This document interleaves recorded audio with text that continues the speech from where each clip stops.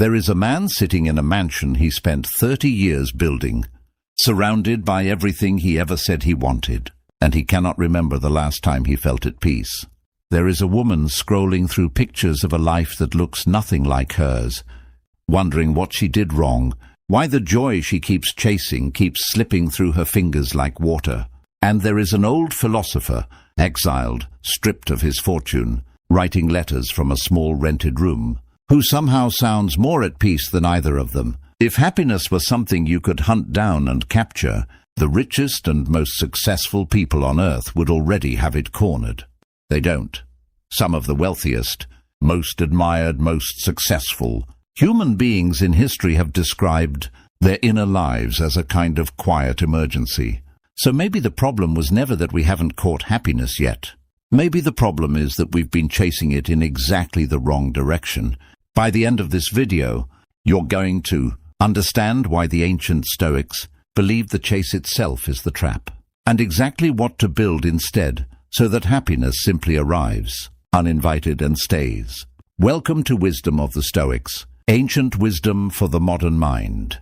This is the channel where we take the oldest, most battle-tested ideas in human history, forged by emperors, slaves, and statesmen who faced real suffering and real loss, and we translate them into something you can actually use today in your actual life, with all its noise and pressure and uncertainty. If you're new here, welcome.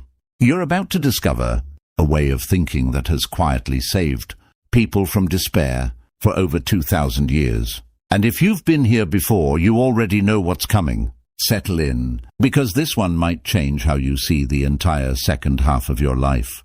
Let's start with Elena. Elena was 34 years old and had done everything right. She had the degree, then the better degree.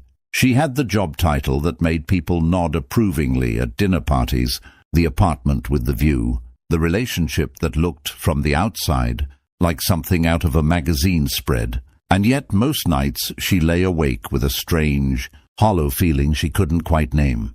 It wasn't sadness, exactly. It was more like a persistent whisper that said, "Not yet, almost, just a little further, and then you'll finally feel it."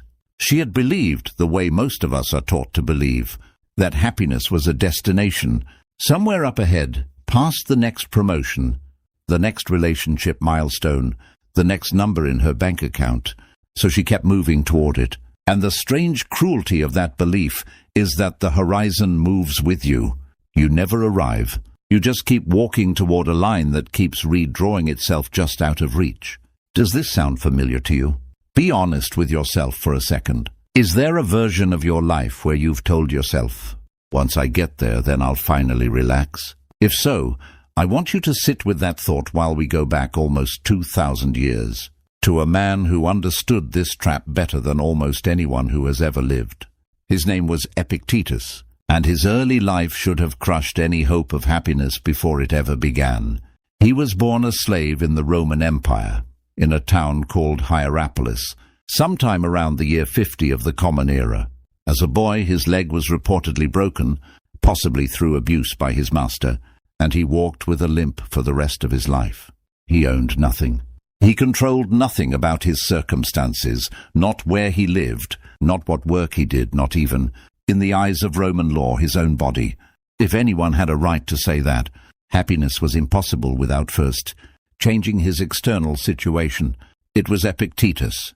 And yet this is the man who built one of the most influential philosophical schools in human history around a single, radical idea that happiness has almost nothing to do with what happens to you, and everything to do with what you do with what happens to you. Epictetus eventually gained his freedom and became a teacher, and the core of his teaching can be boiled down into something he called the dichotomy of control. Some things are up to us, he taught, and some things are not. Our opinions, our desires, our aversions, our own actions, these are up to us.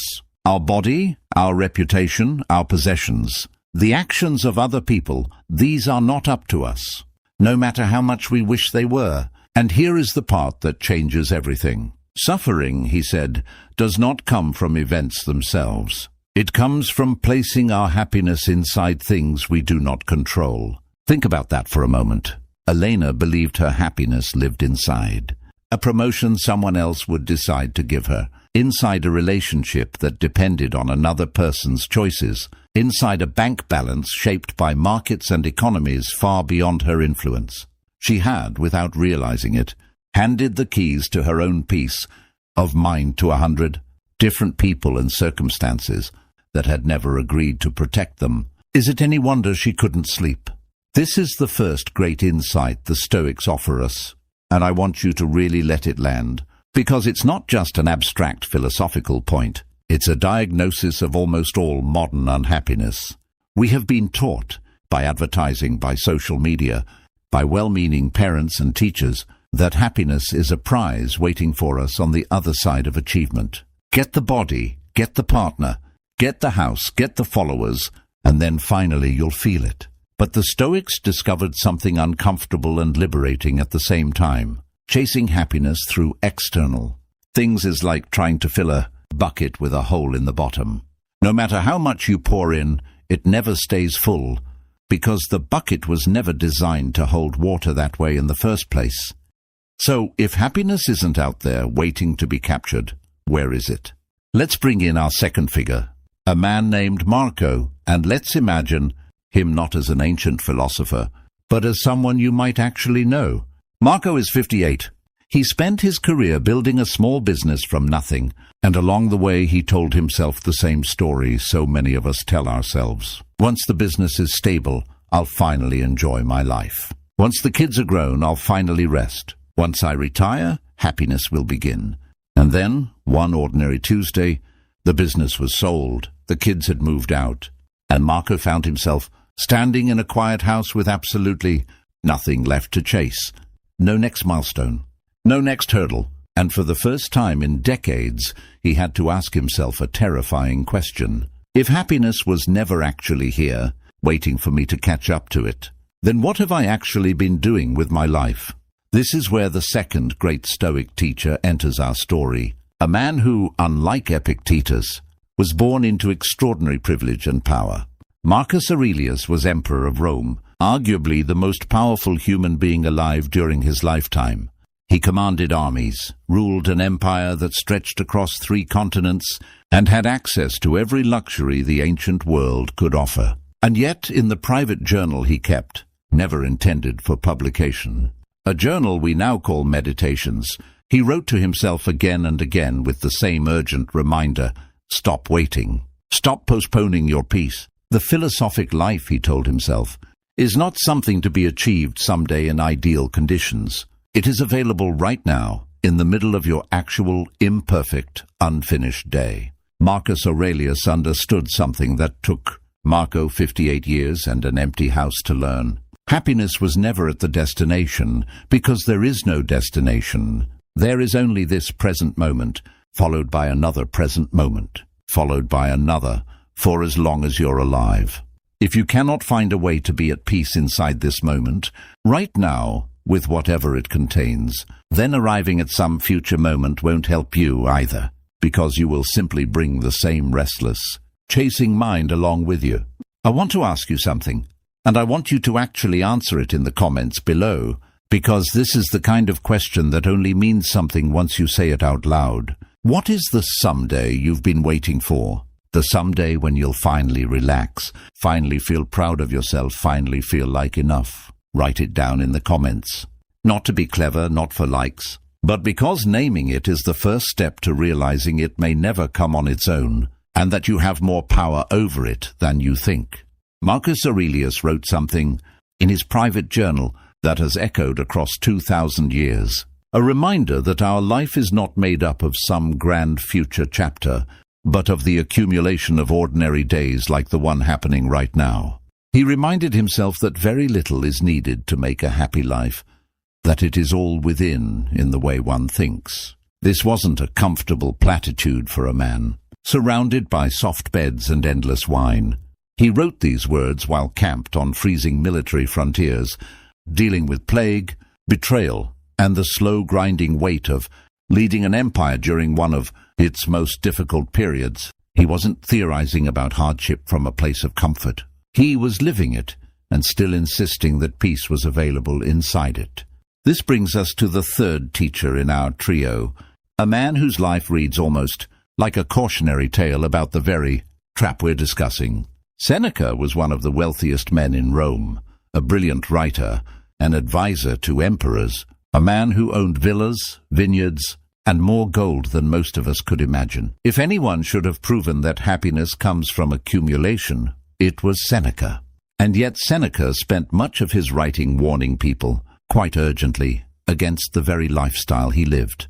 He understood, perhaps better than anyone, the peculiar psychological trap of having enough materially and still feeling an internal emptiness that no further acquisition could touch. Seneca described a state of mind common among the wealthy and successful of his time, a kind of restless dissatisfaction that made people move constantly, from city to villa to countryside, always believing the next location, the next change of scenery, would finally deliver the peace they were craving. He recognized this as a symptom, not a solution. The problem, he argued, wasn't geography or possessions at all. It was the mind carrying itself from place to place, unresolved and unchanged, expecting different surroundings to somehow fix an internal condition. You can sail to a new coastline, he warned, and you'll simply bring your same anxious self along for the voyage. Does this remind you of anything in your own life? How many times have you thought a new phone, a new relationship, a new city, a new job would finally be the thing that settled the restlessness inside you, only to feel that same restlessness reappear a few weeks or months later, quietly waiting for you in the new circumstance, unpacking its bags right alongside yours? This is perhaps the most important truth the three Stoics converge on, coming from three wildly different life experiences. Epictetus, who owned nothing and became free. Marcus Aurelius, who owned everything and remained anxious about impermanence. Seneca, who accumulated enormous wealth and warned against exactly what he'd accumulated. Three completely different circumstances, and yet all three arrived at the same conclusion. External conditions are not where happiness lives. It cannot be chased down, purchased, or arrived at. It has to be built, deliberately from the inside, using tools available to you regardless of your circumstances. So let's talk about what those tools actually are, because this is where the philosophy stops being abstract and starts becoming something you can use starting today, maybe even before this video ends. The first tool is what the Stoics called living according to nature, which is a phrase that sounds vague until you understand what they actually meant by it. They meant understanding your role clearly, accepting what is genuinely yours to influence, and directing your energy exclusively there. Elena, our first character, was pouring almost all of her emotional energy into things outside her control. Whether her boss noticed her work, whether her partner's feelings toward her deepened or faded, whether people online approved of the version of her life she presented, none of these things were actually within her power to determine. What was within her power? Her effort, her honesty, her discipline, her choice of how to respond when things didn't go her way. The moment she began redirecting her attention toward these controllable things, something remarkable happened.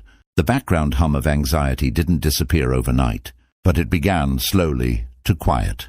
This isn't about giving up on outcomes you care about. The Stoics were not telling people to become passive or indifferent. Marcus Aurelius ran an empire. Seneca wrote prolifically and advised the most powerful man in Rome. Epictetus built a school that trained some of the era's brightest minds.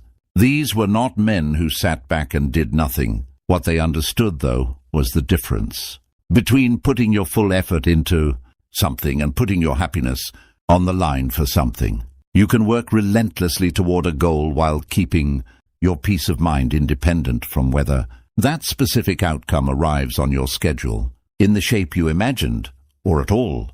Let's return to Marco for a moment, standing in his quiet house after selling his business. In the months that followed, Marco did something that many people in his position never do. Instead of searching for the next external goal to chase, the next business, the next achievement to fill the space, he began asking a different question entirely. Not, what should I chase next? But what kind of person do I want to be inside each ordinary day I have left? This is a subtle but seismic shift. It moves the entire location of your happiness from an external target you may never hit to an internal practice you can engage in immediately, this very afternoon, regardless of what else is happening around you. The second tool is something the Stoics called the discipline of desire, and it might be the single most misunderstood part of their philosophy. People sometimes assume Stoicism means suppressing desire entirely, becoming a kind of emotionless robot who wants nothing and feels nothing. This is a complete misreading. What the Stoics actually taught was far more precise and, honestly, far more useful. They taught the practice of examining your desires before acting on them, asking whether a particular desire is aimed at something within your control or outside it, and adjusting your relationship to that desire accordingly. Here's a practical example. Suppose you deeply want a certain relationship to work out. Wanting connection, wanting love, these are natural, human, and not something the Stoics asked anyone to eliminate.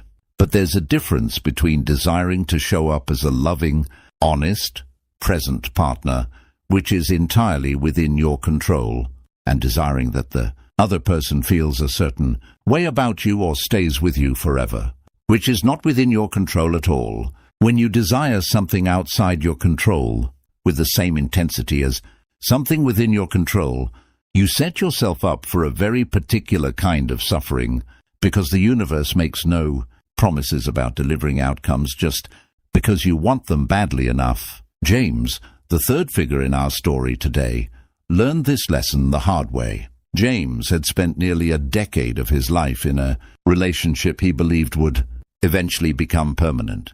He had built his sense of identity, his imagined future, his entire emotional architecture around a specific outcome, this specific person, this specific timeline, this specific version of forever. When the relationship ended, James didn't just lose a partner. He lost the entire structure he had built his happiness on top of, because that structure had never actually belonged to him in the first place. It belonged to someone else's choices, someone else's feelings, someone else's timeline, none of which he had ever truly controlled, no matter how much it had felt otherwise while things were going well. In the aftermath, a friend introduced James to the writings of Epictetus, almost as a joke, thinking it might give him something to focus on besides his grief. What James found instead was a framework that let him grieve honestly, without collapsing entirely, because it helped him see clearly what had actually been his and what had never been his to lose. His love, his effort, his honesty in that relationship, these had been real and were genuinely his. They weren't wasted, and no one could take the fact that he had shown up with integrity away from him. What had never been his was the guarantee of a particular ending. No one, no matter how devoted, is owed a specific outcome from another human being's free choices. This distinction, subtle as it sounds, became the foundation James used to slowly rebuild, not by chasing a new relationship to fill the hole, but by rebuilding his relationship with his own present moment first. I want to pause here and ask you directly, because this next question tends to reveal something important. Think of a time you were devastated by something not going the way you wanted. Now ask yourself honestly, were you upset because you failed to give your full effort, or were you upset because the outcome, which was never fully within your control, didn't unfold the way you'd hoped? There's no wrong answer here, but noticing the difference is one of the most clarifying exercises the Stoics ever gave us. If this question hits something for you, drop a comment below. You might be surprised how many people watching this video are quietly nodding along with you right now. The third tool the Stoics offer us is perhaps the most counterintuitive of all, something they called negative visualization, or premeditatio malorum, the premeditation of adversity. It sounds bleak on the surface. Why on earth would anyone deliberately imagine losing the things and people they love? But the purpose behind this practice is not to induce anxiety. It's almost the opposite. It's designed to interrupt the psychological trap the researchers now call hedonic adaptation, our brain's tendency to quickly grow numb to good things once we have them. and to start taking them entirely for granted. Seneca wrote to a grieving friend that anticipating loss, gently and occasionally, allows us to appreciate what we currently have with a clarity we'd otherwise never access. When you imagine just for a moment what your life would be like without your health, without the people you love, without your ordinary daily comforts, something shifts. The things you've been walking past without noticing suddenly become visible again. That first cup of coffee in the morning, the sound of your children's voices in the next room, the simple fact that your legs work and can carry you where you want to go. We are surrounded by extraordinary gifts that have simply become invisible to us through familiarity, and the Stoics discovered, 2,000 years before modern psychology confirmed it, that briefly imagining their absence is one of the fastest ways to restore our ability to actually feel grateful for them. Elena began practicing this in a small, almost embarrassingly simple way. Each night before bed, instead of scrolling through images of lives that weren't hers, she spent 90 seconds imagining her own life stripped down to its essentials, and then opened her eyes back to what she actually had. It sounds almost too simple to matter, but something in her chest began to loosen.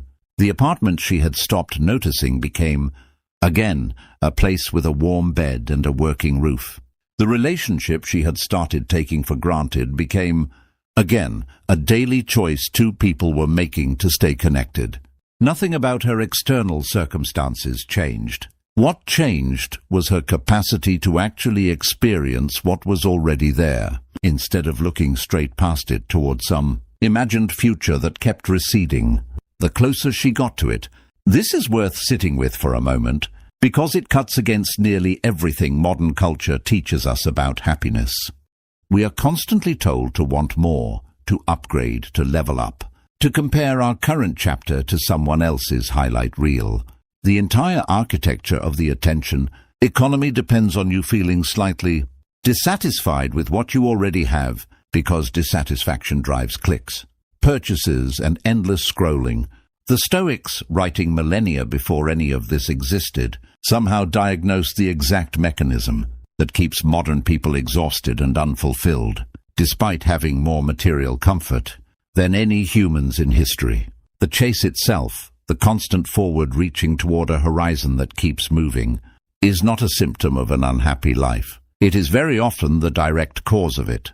Let's talk about what actually happened to Elena, Marco, and James, because I think their stories, taken together, paint a complete picture of what building happiness, rather than chasing it, actually looks like in practice. Elena stopped waiting for the promotion to validate her worth. This didn't mean she stopped working hard or stopped caring about her career. It meant she separated her sense of value as a human being from a decision that ultimately rested in someone else's hands. When the promotion eventually did come, months later she noticed something strange. It felt good, genuinely good, but it didn't feel like the arrival she had once imagined it would be. It felt like one pleasant moment inside a life that had already become, independently of that moment, quietly stable and at peace. This is the paradox the Stoics understood so clearly. When you stop needing an external outcome to complete you, you often become more capable of enjoying it fully when it does arrive, precisely because your entire sense of worth was never riding on it in the first place. Marco, in his quiet house, eventually found a new kind of purpose, not chasing another business milestone, but mentoring younger entrepreneurs, passing along not just his business knowledge but the harder-won wisdom about what actually mattered along the way. He told a friend once that he wished someone had handed him these ideas 30 years earlier, not because he regretted the life he built, but because he realized he could have enjoyed building it far more fully if he hadn't spent so much of it waiting for permission to feel at peace. James eventually did fall in love again, years later, but it looked different this time. He no longer needed the relationship to complete some story he was desperately trying to finish. He showed up fully, loved fully, remained honest about the fact that outcomes were never guaranteed, and somehow, paradoxically, this made the relationship feel more secure, not less, because it wasn't built on the fragile foundation of demanding a specific future from another human being. It was built on two people choosing each other, honestly, one present day at a time. Now, if you've been nodding along through this video, feeling like some of this speaks directly to something happening in your own life, right now, I want you to do something for me before we move into the final part of this video. Hit that like button. Not because it helps some algorithm, though it does, but because it's a small, immediate action entirely within your control that tells us you found something valuable here. And it helps this message reach someone else out there tonight who might desperately need to hear it, the same way you might have needed to hear it today. Let's bring this all together into something practical, because understanding a philosophy intellectually and actually living it are two very different things. And the entire point of Stoicism was never to be an academic exercise. It was designed from the very beginning as a practical operating manual for living well, regardless of your circumstances. Start each morning with a simple question, one that Marcus Aurelius reportedly asked himself before rising from bed each day. What is within my control today, and where will I choose to place my effort? This single question asked honestly can save you hours of wasted anxiety over things you were never going to be able to change anyway. Throughout your day, when you notice yourself becoming upset, pause and ask whether the source of your frustration lies inside your control or outside it. If it's outside your control, and so much of what frustrates us genuinely is, redirect your energy toward the one thing that remains entirely yours in every single situation, your response. This is not about suppressing emotion. It's about not adding a second layer of suffering on top of an already difficult situation by demanding that reality had been different than it actually was. In the evening, spend a few minutes in honest reflection. Seneca famously reviewed his entire day each night before sleep, asking himself where he had acted well and where he had fallen short. Not to punish himself, but to calibrate, the way a navigator checks their position each night to correct course for the next day's journey. This practice, done consistently, builds a kind of internal integrity that no external validation can ever quite replicate. You start to become a person whose peace of mind isn't dependent on whether anyone else noticed or approved of your day. You noticed. That becomes enough. And occasionally, not obsessively, but occasionally practice sitting with the impermanence of what you have. Not to induce fear, but to restore your ability to actually see the extraordinary, ordinary life you're already living, the one that's easy to walk past unnoticed when you're constantly looking toward some imagined future instead.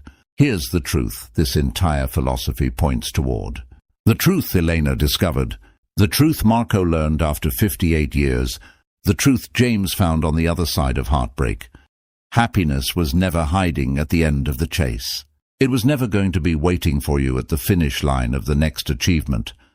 Because there is no finish line, there's only ever the next one after that, and the one after that. Happiness, the kind that actually holds up under pressure, the kind that doesn't dissolve the moment circumstances shift, has to be built deliberately, brick by brick, inside the only place you actually have full authority over, your own mind, your own choices, your own present moment today.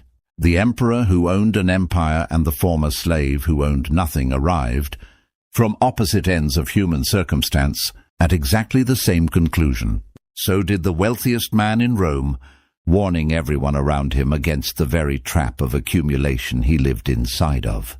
If people with the most extreme and opposite life circumstances in history all converged on the same insight, maybe it's worth taking seriously in your own life, whatever your circumstances happen to be right now. So here is my question for you, the same one I asked earlier, but I want you to actually sit with it this time before you scroll away. What have you been waiting for permission to feel?